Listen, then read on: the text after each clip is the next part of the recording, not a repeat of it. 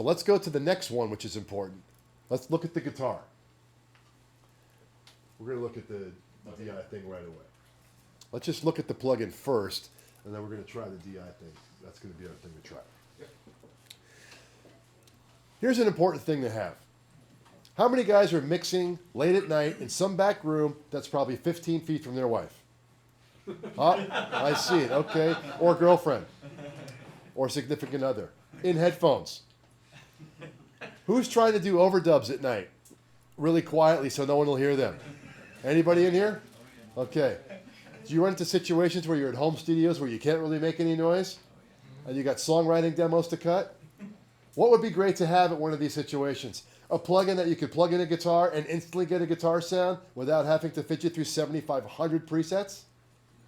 I want to do it. I want to play along with Van Halen and all that.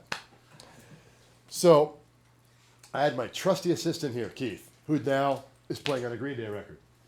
Play some DI guitar on this song just to show you that it isn't a bunch of tricks and secrets here. So is it in bypass? Put it in bypass, and let's hear the DI guitar. By itself? By itself.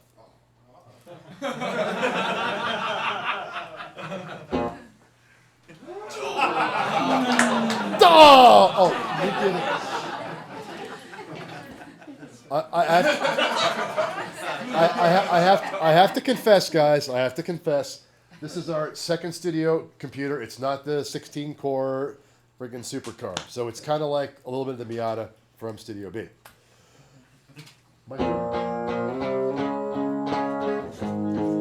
Now, can we confirm that that's DI?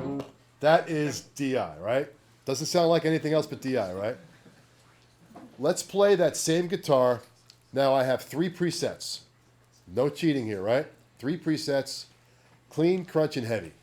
I think this song needs heavy. Play that same section. Hit bypass. Those guitars. Heavy. All right. Put it on crunch just to make sure, there's something else there. Not bad. Go back to heavy. Or, you know what? Just show them clean. Clean's pretty good, too. Clean. Right, there's that clean sound. All right. That sounds clean. That's like your amp start point. Go to heavy again. Now, it's no fun dry. When you're at home late at night and you want to do some overdubs, you want some schmutz on that stuff, don't you? Why don't you engage some schmutz while it's playing? I'll let you freewheel it.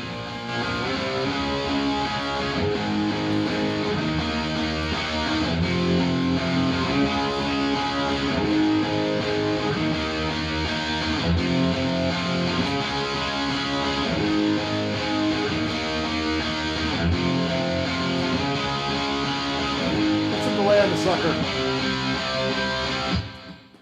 Pound it some more. Play it again. More delay.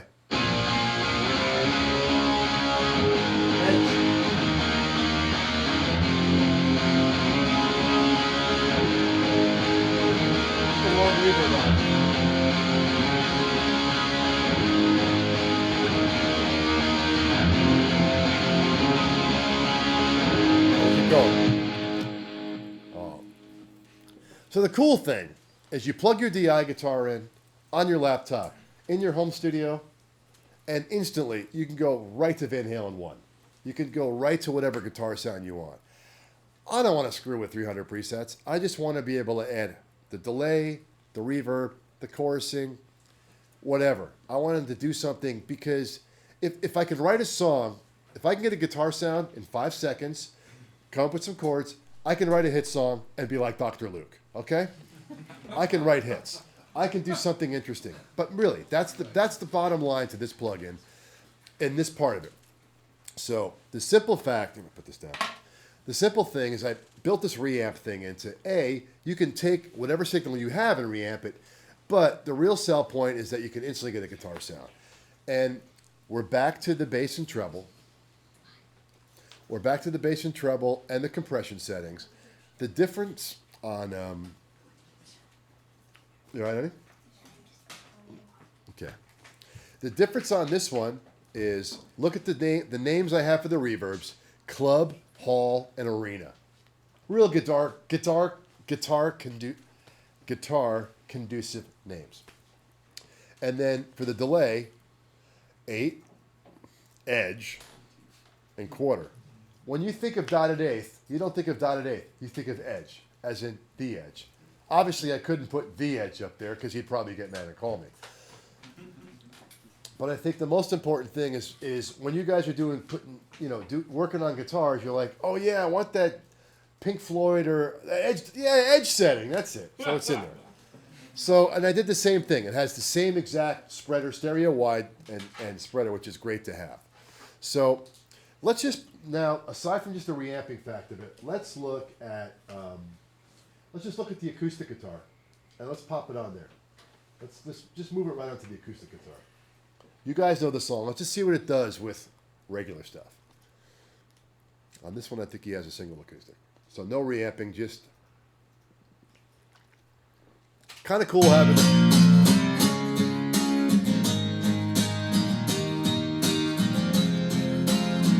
hit bypass. Hurry up, wake me up. Okay. Let's turn the delay off. Now push the compression up more. Let it keep going from there, you know. Turn the bite up. Show me EQ now. A little more.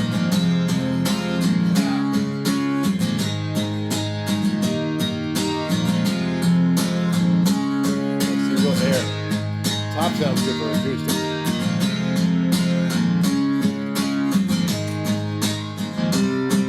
A little harder. Now go to wall. All the way. Back to push. Now a little bit more reverb. A little more stereo. Back to bypass. Wow, that got boring fast, didn't it?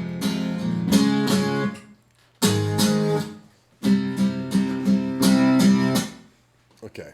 So basically what that shows is, see, with the guitars right away, it's got the creamy top end, the compression feels right. I mean, you can see what it does when it reamps it. Now, why don't you put reamp on clean and see what it does to the acoustic? Maybe it'll be good, or...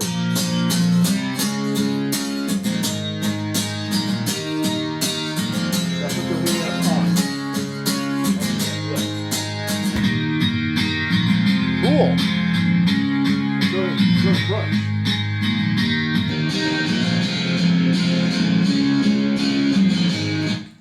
But you see, you can run anything through it and do the same thing. And the one thing you noticed right away is, wow, it didn't blow up everything. Because I made sure that when I built all these, that no matter what, you're not going to blow anything up on the output. There's like the protector in there that holds it back and does it and auto corrects the level without limiting, especially when you electrify stuff. Which is the toughest thing in building these plugins, was making sure the gain structures, every time you added something, didn't screw it all up, right? Because when you add all these plugins, you're like, oh, it's pegging the bus. It's blowing this up. It's a total drag. So let's listen to Billy Joe's heavy guitars. Why don't we try it on the chorus guitars? Let's just put it to Zool and put it on the heavy guitars. No Dana. Only Zool. Okay. That's just kind of a funny term to put it, like basically going through the plugin, but not a hardware bypass. Like when you go through a Pultec or an old piece of gear, when you just put it in bypass, it has a sound. So we're trying to, this has a sound in bypass. So that's kind of what our Zool is. So yeah, you can do it like that. No reamping. So let's hear the chorus guitars. Now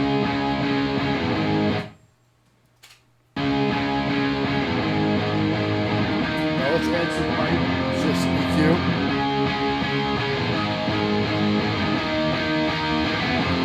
Top.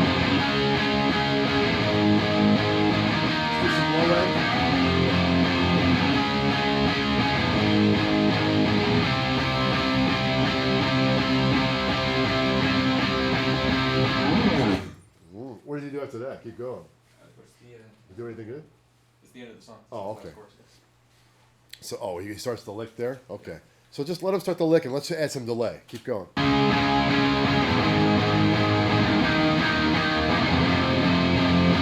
arena.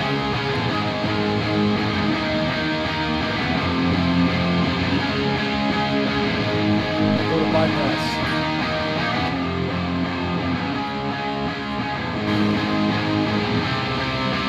Ready, keep going. Now put some stank on it. Now put some stereo on it. Go for the spreader. Go up to the edge.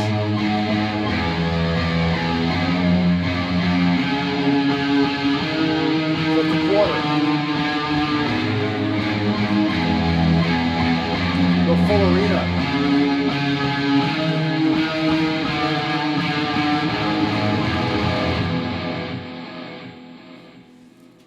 So showing you that from how far you can go and how much fun it is, and you notice that the volume just didn't get louder, it just got cooler. And when you're in a mix, that's part of it. I designed this, and what I'm hopefully coming out with next is to be able to take your iPad or a controller and see these 6 faders. You want to be able to, as the song's playing, ride those faders and ride the EQ and the effects throughout the song. That's why I used faders versus pots. You couldn't sit and turn 6 pots, could you? But you could sit and you could ride 6 faders. So it's designed to have a GUI, really. That's going to be one of the next things we develop, is a controller where you can ride the faders and automate this in the song. One of the first things, if any of you at NAMM this year? Anybody see me at NAMM? Any of my demos? All right. Okay, great. Well, welcome back. Sorry I'm behind the screen here. But one of the things I was doing at NAMM was I was like riding it like an instrument, which is great because it's not about being static anymore. It's about kind of building the song as you go because automating EQ and compression is so great to be able to do that. And that's what this is designed to do. The funny thing is when you change delays, it does the old school speed up thing, which some of my friends have been writing that and making these effects with guitar solos that sound really cool. So it's fun for that. So that covers our guitar plugin. I think it's really happening. One other thing I noticed here, here's my laser. As you notice at the bottom, very important, we have a left-right input balancer. How many people get tracks that they're a stereo track and it's left heavy or right heavy? All the time. Doesn't it annoy the out of you? It really drives me crazy, and it's kind of a drag because a lot of times you want it really dead, totally stereo.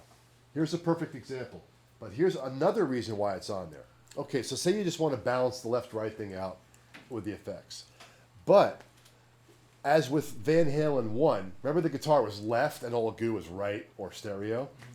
Say right now we have this guitar that we want, but we kind of want it to be left and have the goo kind of right. So play that last like 6, play like the last 8 bars and then pan it to the left. So the dry guitar is over here, but we have the big stereo wash. There you go. Everybody wins.